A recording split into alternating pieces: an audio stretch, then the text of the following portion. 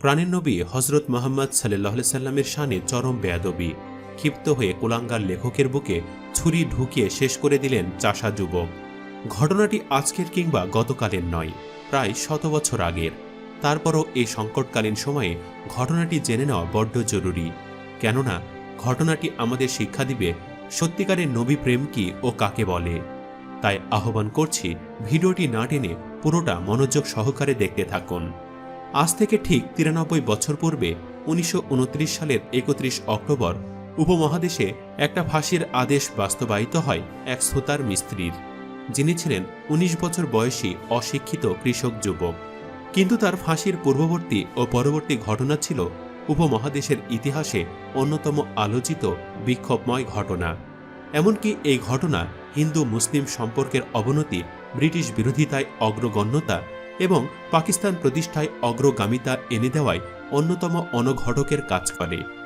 সম্প্রতি সেই ঘটনাটি সামাজিক যোগাযোগ মাধ্যমে আলোচনায় এসেছে, সেখান থেকেই আমাদের সংগ্রহ করা ও আপনাদের সামনে পেশ করা। 1920 সালের ঘটনা। সে সময় ইন্ডিয়ায় একটি বই প্রকাশিত হয় রঙিলা রাসুল নামে। এখানে রঙিলা অর্থ ছিল প্রমোদ বালক বা প্লে বয় অর্থে, নাউজুবিল্লাহ। বইটি চামপতি পণ্ডিত ছদ্মনামে প্রসাদ প্রতাপ নামে এক হিন্দু লেখক লিখেছিল।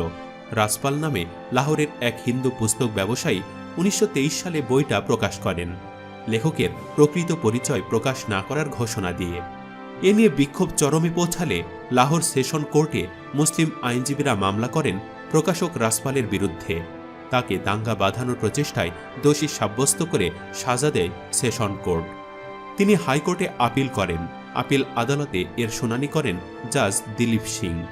দিলীপ সিং তার সংক্ষিপ্ত রায় উল্লেখ করেন, এটা ইন্ডিয়ান পেনাল কোডের সেকশন 153 লঙ্ঘন করে না, অর্থাৎ তাকে দাঙ্গা সৃষ্টির অভিযোগ থেকে অদ্ভুত এক রায়ের মাধ্যমে মুক্তি দেওয়া হয়। এই পক্ষপাতপূর্ণ রায় হিসাবে অভিহিত হয়ে ব্যাপক সমালোচিত হয়। রাজপাল মুক্তি পায়, তবে এই মুক্তির ঘটনা লাহোর থেকে ঢাকা সর্বত্রই মুসলিমদের কাছে ঘৃণ্য বলে পরিগণিত হয়। বিক্ষোভ মিছিল, সিরাত সম্মেলন চলতে থাকে। লাহোরের মসজিদ ওয়াজির খানের সামনেও বিরাট প্রতিবাদ সমাবেশ চলছিল। যখন বক্তারা এ নিয়ে বক্তব্য দিচ্ছিলেন, সেই সময় পথ চলা থামিয়ে বক্তব্য শুনতে থাকেন ইলমুদ্দিন নামে এক অশিক্ষিত চাষা যুবক। ইলমুদ্দিন আবেগময় হয়ে পড়েন। 1 রুপি দিয়ে তিনি বাজার থেকে 6 সেপ্টেম্বর 1929 সালে একটা খঞ্জর কিনেন। রাজপালের বইয়ের দোকান খুঁজে সেখানে অপেক্ষা করতে থাকেন। তিনি রাজপালকে চিনতেন না।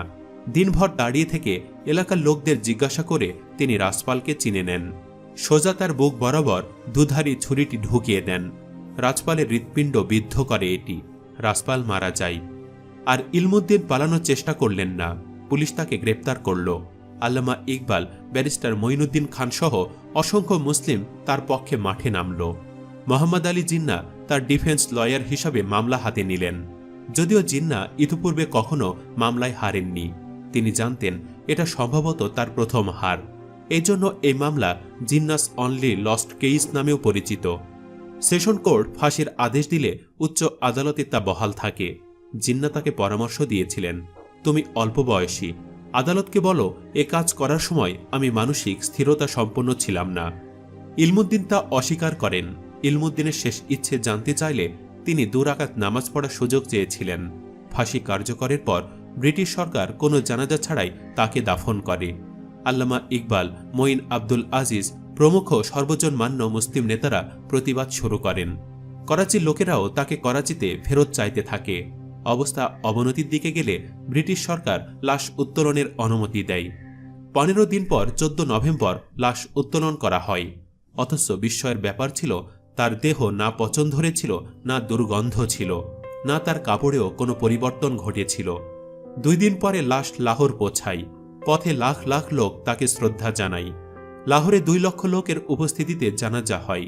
ইলমুদ্দিনের বাবা ইকবালকে জানাজা পড়ানোর অনুরোধ করলে তিনি জবাব দেন, আমার মতো গুনাহাগার গাজী ইলমুদ্দিন শহীদের জানাজা পড়ানোর যোগ্য নয়।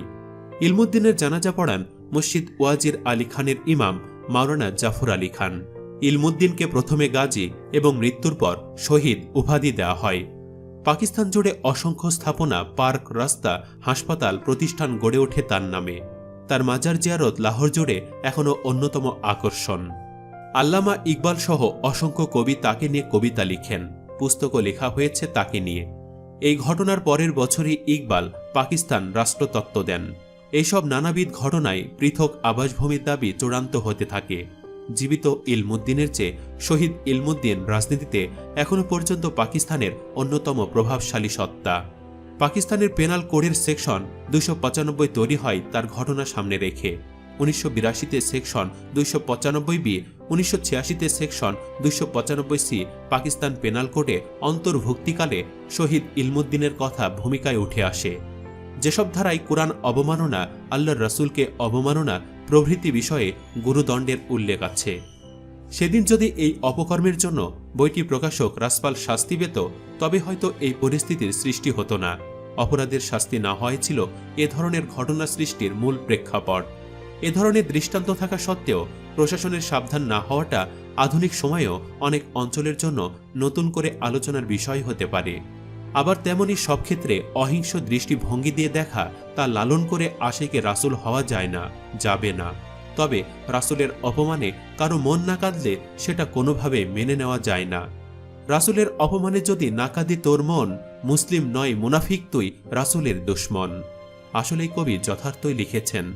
কোনো মুমিন তা মেনে নিতে পারে না, মুসলমানদের পক্ষে বরদাস্ত করা সম্ভব নয়। কেননা তিনি সবার কাছে প্রাণের চেয়ে প্রিয়। প্রিয় নবীকে সর্বাধিক ভালোবাসা ঈমানের অংশ।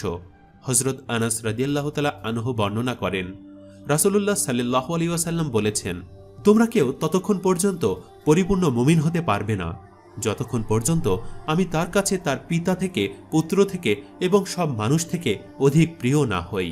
সহিহ বুখারী। আল্লাহ তাআলার বাণী, বলুন, যদি তোমরা আল্লাহকে ভালোবাসো তাহলে আমার অনুসরণ করো। আল্লাহ তোমাদেরকে ভালোবাসবেন এবং তোমাদের পাপসমূহ ক্ষমা করে দেবেন। আর আল্লাহ অত্যন্ত ক্ষমাশীল, পরম দয়ালু। সূরা আল ইমরান আয়াত 31। হযরত আনাস রাদিয়াল্লাহু তাআলা আনহু বলেন, এক লোক রাসূলুল্লাহ সাল্লাল্লাহু আলাইহি সাল্লামকে জিজ্ঞেস করল, হে আল্লাহর রাসূল, কিয়ামত কখন হবে? রাসূলুল্লাহ সাল্লাল্লাহু আলাইহি ওয়াসাল্লাম বললেন, তুমি এর জন্য কি তৈরি করেছ? লোকটি বলল, আমি এর জন্য তেমন সালাত, সাওম ও সাদকা করতে পারিনি, তবে আমি আল্লাহ ও তার রাসূলকে ভালোবাসি। তখন রাসূলুল্লাহ সাল্লাল্লাহু আলাইহি সাল্লাম বললেন, তুমি তার সাথেই থাকবে যাকে তুমি ভালোবাসো। বুখারী হাদিস 6171। রাসূলুল্লাহ সাল্লাল্লাহু আলাইহি সাল্লামের অনুসরণ করার কারণে শুধু তোমাদের পাপই ক্ষমা করা হবে না, বরং তোমরা আল্লাহর ভালোবাসার পাত্র হয়ে যাবে। আর কোনো মানুষের আল্লাহর কাছে প্রিয় হয়ে যাওয়া যে অতীব উচ্চ মর্যাদা, তাতে কোনো সন্দেহ নেই। সাহাবায়ে কিরাম রাসূলুল্লাহ সাল্লাল্লাহু আলাইহি সাল্লামকে নিজেদের প্রাণের চেয়ে বেশি ভালোবাসতেন। তার আনুগত্য গ্রহণ করে হাসি মুখে জীবন বিলিয়ে দিতেও তারা পিছপা হননি। যুগে যুগে সেই নজির স্থাপন করা হয়েছে। বর্তমান দুনিয়ায়ও কোটি কোটি মুসলমান একই চিন্তাভাবনা লালন করে।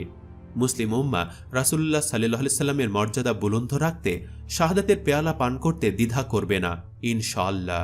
আমরা রাসূলুল্লাহ সাল্লাল্লাহু আলাইহি সাল্লামকে নিয়ে আপত্তিকর মন্তব্যকারীদের দৃষ্টান্তমূলক শাস্তি চাই।